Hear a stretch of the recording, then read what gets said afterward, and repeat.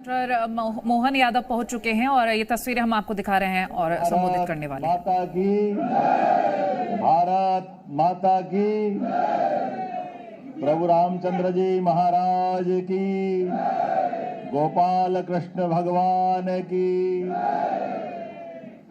अपना बाबा विश्वनाथ और महाकाल दोनों का विशेष संबंध है, तो हम एक बार हर हर परमात्मा की दया से कई जन्मों के पुण्य के बाद मनुष्य के हाथ में परमात्मा ने ये दो मौके नहीं दिए हैं। एक उसका पैदा होना, वो जहां चाहे पैदा हो सकता है, ऐसा उसके हाथ में नहीं, और दूसरा शरीर कब छोड़ना ये भी परमात्मा जन्म के समय लिख देता है कि ये इसका समय नियत है। और आने और जाने के क्रम में कई जन्मों के पुण्य हो अगर किसी का, तो उसका हिंदुस्तान में जन्म होता है, ये हमारा सबका सौभाग्य है। और काल के प्रवाह में ऐसी कई सभ्यताएं, कई संस्कृतियां आई और गई, कोई टिक नहीं पाई, लेकिन ये भारत का सौभाग्य है, हमारी सनातन संस्कृति आज तक अक्षुण्ण है, उसको बाल बराबर भी कोई कष्ट नहीं हुआ है। काल के प्रवाह में कई आक्रांता आए, कई गए, और इन आक्रांताओं से निपटने का अलग अलग समय में अलग अलग जो कोई महापुरुष हुए हैं, उनने अपनी बड़ी भूमिका अदा की, और उस बड़ी निभाई भूमिका के आधार पर दुनिया उनको उस नाम से पहचानती। काल के प्रभाव में एक घटनाक्रम अपने इस उत्तर प्रदेश की धरती पे भरत भूमि पर घटा था, और उस घटने वाली घटनाओं को सब जानते हैं अलग अलग प्रकार से। और वो घटना क्या थी हम सबको मालूम है।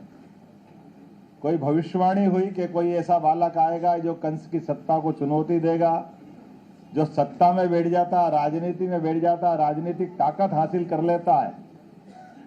तो ये राजनीति का एक गुणधर्म भी होता है कि उस गुणधर्म के आधार पर व्यक्ति मदहोश हो जाता है।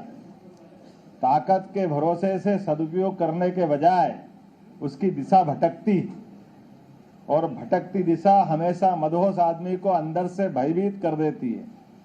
और भयभीत आदमी हमेशा अपनी चुनौतियों को निपटाने के अपने अपने षड्यंत्र लगाता है, अपने अपने प्रकार लगाता है, और उस प्रकार के लिए वो किसी भी स्तर पे चले जाता है।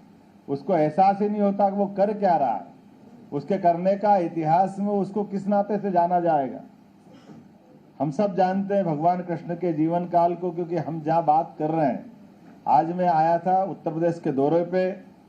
मुझे इस बात की प्रसन्नता है कि इस देवभूमि से हमारा 200-500 साल पहले का संबंध है। हमारे भी फोरफादर यही आजमगढ़ से गए थे, और अपने हिसाब से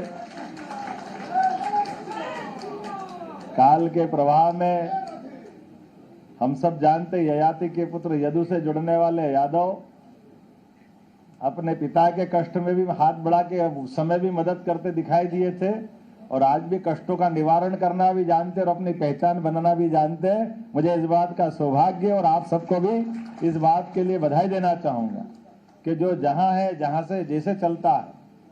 और भगवान कृष्ण के काल की जो मैंने बात कही है, हम सब जानते कि उस काल में उनको कष्ट हुए तो कहां से हुए थे, उनके रिश्तेदार से हुए थे। उस कहानी को दोहराने की जरूरत नहीं, लेकिन कष्टों की पराकाष्ठा के बाद भी आज भी हम उनको, भगवान कृष्ण को, उनके जीवन को, उनके जीवन के विविध ऐसे पक्षों को आज भी समाज जीवन में लाने की आवश्यकता है, जिससे उनके जीवन में आए हुए कष्टों से समाज सबक सीखे, उससे हिम्मत पाए और अपना मार्ग खोजे। मैं चूंकि यहाँ शिक्षा मंत्री रहा पहले मध्य प्रदेश सरकार में, और मुझे इस बात की प्रसन्नता है, लॉर्ड मेकाले की 1835 की शिक्षा नीति को निकाल फेंकने के लिए कई प्रयास हुए, लेकिन पूर्णतः कोई अगर सफल हुआ तो ये 2020 की शिक्षा नीति में यशस्वी प्रधानमंत्री माननीय नरेंद्र मोदी जी ने वो पुरानी काल कवलित हमारे राष्ट्राभिमान से विमुख करने वाली हमको कई मौके पे हमारे अपने उत्कृष्ट उदाहरण भगवान कृष्ण के, भगवान राम के, सनातन संस्कृति के ऐसे उदाहरणों से दूर हटाती थी। हमको अपने आप को कई बार उस शिक्षा नीति से जोड़ के देखें तो ऐसा लगता था कि हमारी जड़ों से हम काट दिए गए हैं। तो जो अपनी संस्कृति पे गर्व नहीं कर सके, जो अपने अतीत पे गौरव नहीं कर सके, जो अपनी भावनाओं के साथ, स्वाभिमान के साथ दुनिया में बता नहीं सके कि हाँ हम कहाँ के शिक्षित हैं, वो ऐसा गौरवशाली पक्ष को पुनर्स्थापित करने के लिए जब शिक्षा नीति आई तो मुझे इस बात का गर्व है कि सबसे पहले मध्य प्रदेश में हमने वो नई शिक्षा नीति लागू की थी जिसमें भगवान कृष्ण के विविध प्रसंगों को हमने उच्च शिक्षा का भाग बनाया। हमने उस पवित्र गीता के 18 अध्यायों में से कई सारे सुंदर मंत्रों का उदाहरण सहित उसमें डिग्री देने की पात्रता दी। मुझे इस बात की प्रसन्नता है जब हमारी ये सरकार बनी जिसमें मैं आपके बीच में से खड़ा हूं। मुझे चूंकि राजनीतिक दल का कार्यकर्ता होने के नाते से बोलना चाहूंगा, जैसे भगवान कृष्ण के जीवन के जितने कष्ट थे, मैंने अभी हाल थोड़ी देर पहले ही कुछ बताया था, लेकिन उनके जीवन से उनसे सीखने की जरूरत है। जहां वो कष्टों में हम घबरा जाते, अभी हमको लगता कई धारा एक ही बह रही है, दूसरी धारा का ठिकाना नहीं लग रहा, लेकिन आप बताओ भगवान के माता पिता को देखो, उनका कितना धैर्य होगा जिनके 7-7 बच्चों को जेल में उनके सामने पैदा होते ही मार दिया जाए, तब भी वो धैर्य नहीं खोते हैं और 8वें बच्चे की प्रतीक्षा करते हैं। कोई एक बच्चे को कोई झापट मार दे तो माँ बाप को नींद नहीं आती, लेकिन 7-7 बच्चों को काल के उस कारागृह में अपने सामने पैदा हो और मरे, पैदा हो और मरे, पैदा हो और मरे, और फिर उम्मीद में कि आज नहीं तो कल इस सब का हिसाब चुकता करें, ये हमारी संस्कृति पे आस्था बढ़ाती है। और हमने सबने देखा है कि भगवान कृष्ण का जन्म हुआ और जन्म के बाद से पूरा जीवन क्रम हम उनका अगर देख लें तो पूरे जीवन में इतने दृष्टांत थे, ऐसा लगता कि जीते जी अगर किसी को भगवान कहा गया तो गोपाल कृष्ण को ऐसे ही नहीं कहा गया होगा। प्रत्येक घटना से पूरे समाज ने उनके उदाहरण सामने लिए। जो बच्चा अपने घर में आंख खोल के देखता है, कभी पूतना मारने आती, कभी बकासुर, कभी धेनासुर, एक के बाद बच्चे को ही मारने के लिए जब लगातार आते हैं, लेकिन वो सारे कष्टों से अपने आप निकलते निकलते ध्यान में आता उनको कि मुझे अपने सज्जन शक्ति इकट्ठा करना पड़ेगी।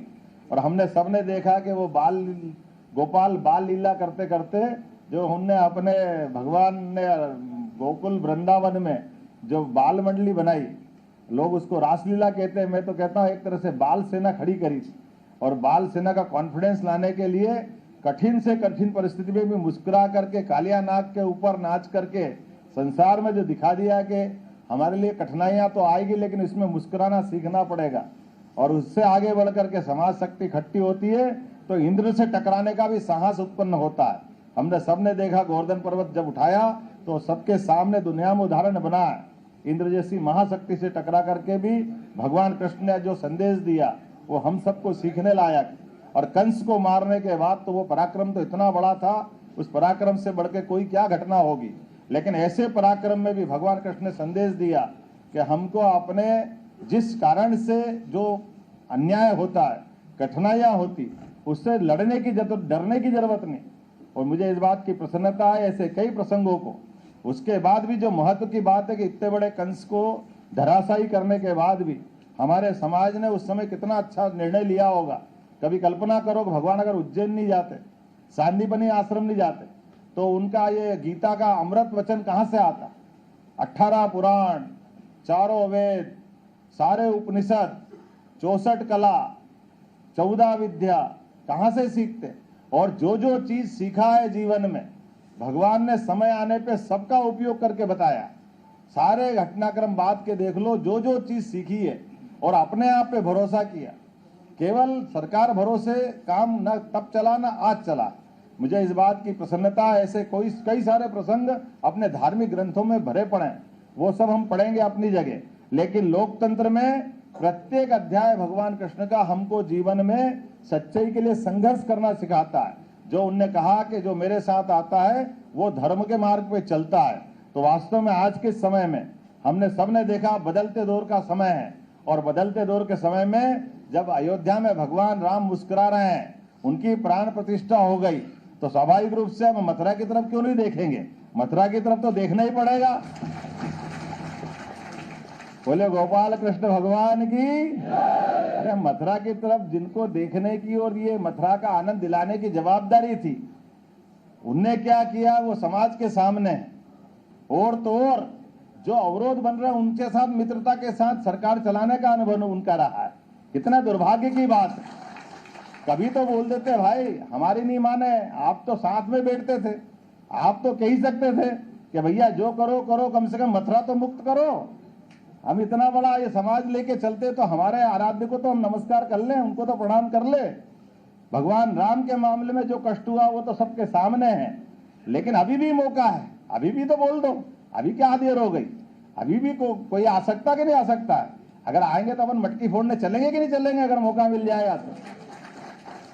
ये जो हमारे बीच के ऐसे कई प्रसंग है, लेकिन आज चूंकि मैं इस बात के लिए उत्तर प्रदेश की धरती पे जरूर बोलना चाहूंगा, राजनीतिक दल का कार्यकर्ता होने के नाते, ये जो लोकतंत्र है, इस लोकतंत्र की विशेषता है कि हमारी क्षमता योग्यता के बलबूते पर एक राजनीतिक दल के नाते हो से सारे दलों के बीच यही होना चाहिए कि जिसमें योग्यता है, जिसमें क्षमता है, वो किसी भी समाज का हो, उसको मौका मिलना चाहिए।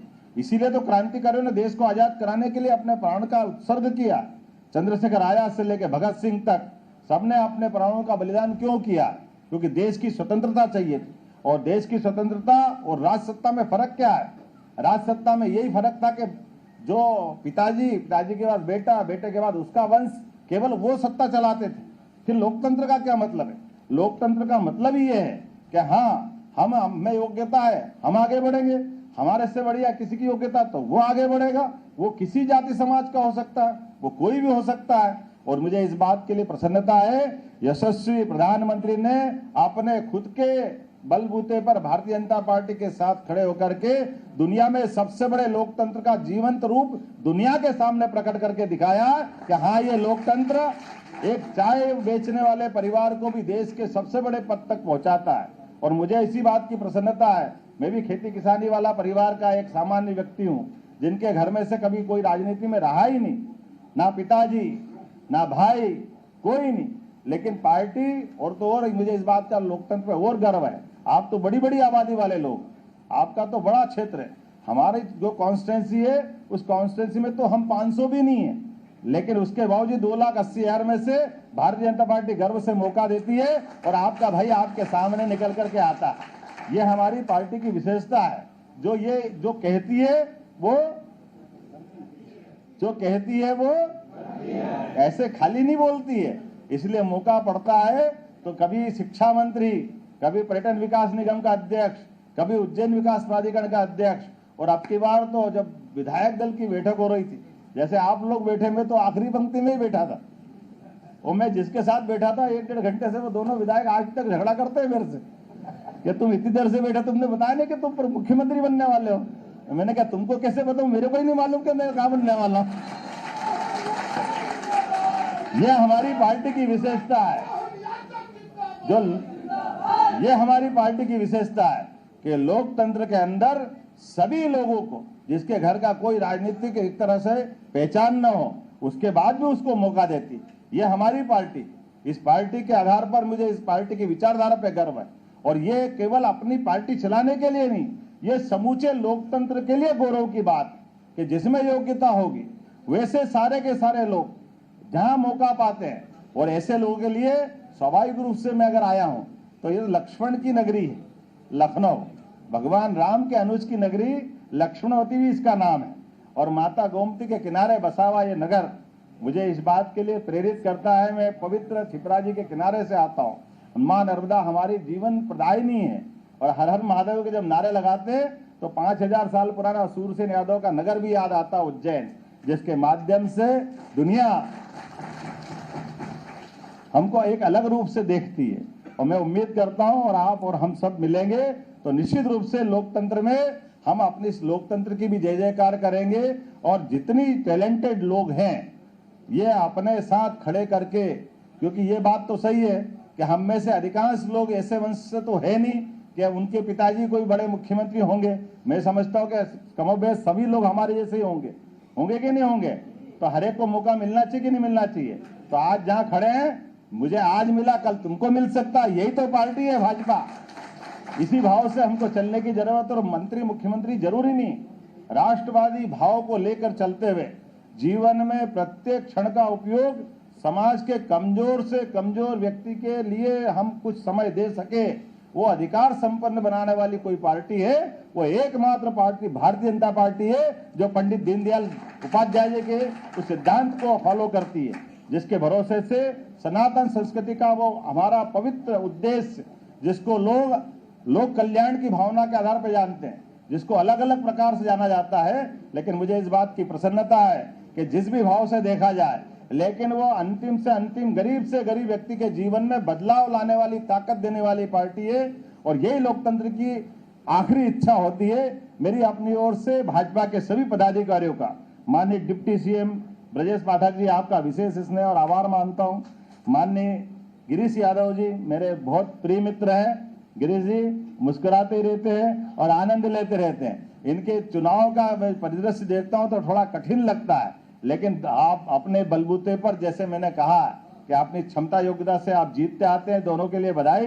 हमारे डिप्टी सीएम और मंत्री के लिए मंच पर संगीता जी ने कहा कि जैसे ही मेरी घोषणा हुई तो ये आनंद आना ही चाहिए।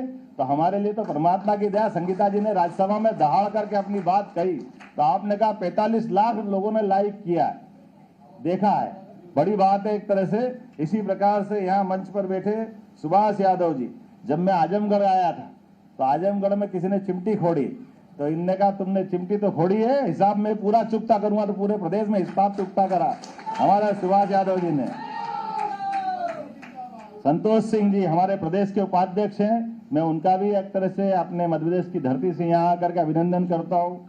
हमारे रामचंद्र यादव जी, राहुल कोठारी जी, आशीष यादव जी एमएलसी, माननीय विजय बहादुर जी पूर्व जिला पंचायत अध्यक्ष, माननीय हरिओम यादव जी पूर्व विधायक, माननीय मोनिका यादव जी जिला पंचायत फरुखाबाद की बहन जी कहाँ हैं, जोरदार अभिनंदन बहन जी के लिए भी। अजय यादव जी जिला पंचायत के अध्यक्ष शाहजहांपुर कहाँ हैं अजय जी, और रामनिवास यादव जी पूर्व जिला अध्यक्ष, माननीय विनोद यादव जी आपका भी अभिनंदन है। श्री जितेंद्र यादव जी पूर्व एमएलसी, श्री वर्षा यादव जी जिला पंचायत के अध्यक्ष हैं बदायूं से, माननीय रामचंद्र प्रधान जी एमएलसी कहाँ है रामचंद्र जी, अभी आसपास में कहीं थे। डॉक्टर राम कैलाश यादव जी, राम कैलाश यादव जी, बहुत बहुत अभिनंदन साहब, वाह, आप गोपाल कृष्ण को साथ में ही रख रहे हैं, बहुत अच्छा बहुत अच्छा। माननीय डॉक्टर शंकरलाल लोधी जी प्रदेश मंत्री भाजपा, माननीय राम प्रताप सिंह चौहान जी प्रदेश महामंत्री भाजपा, श्रीमती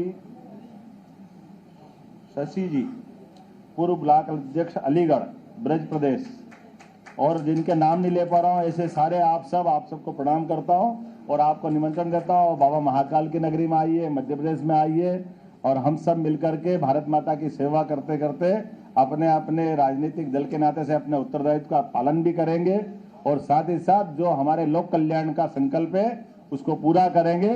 बोले गोपाल कृष्ण भगवान की।